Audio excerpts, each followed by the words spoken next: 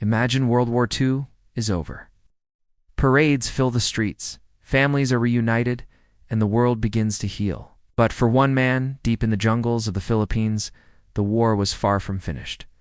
This is the incredible true story of Hiroo Onoda, a Japanese intelligence officer who continued fighting World War II, completely alone for nearly 30 years after it ended.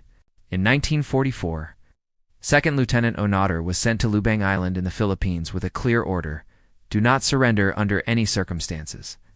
He was to disrupt enemy operations and hold his position until the Imperial Japanese Army returned. So when the war officially ended in August 1945, Onoda and a few of his men simply didn't believe it.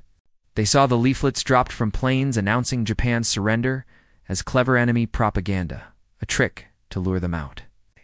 For years they lived off the land, surviving on bananas, coconuts, and stolen livestock from local farms.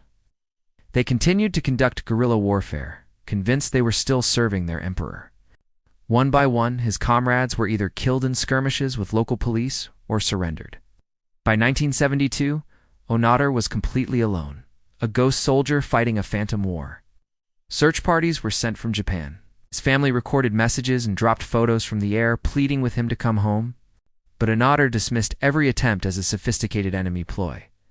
In his mind, the war raged on, and his duty was absolute.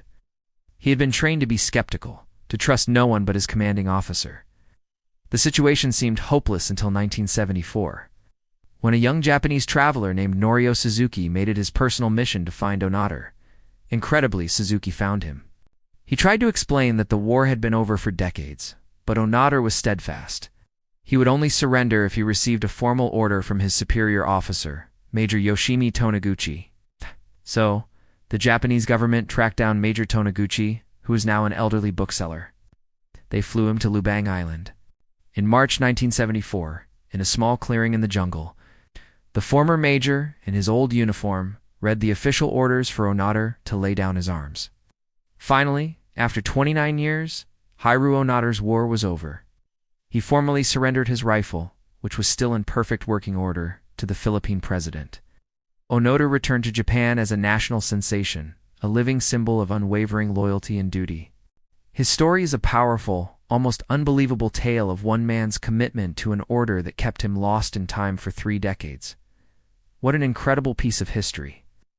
Thanks for watching, and if you found this story as fascinating as I did, make sure to like and subscribe for more amazing tales from the past.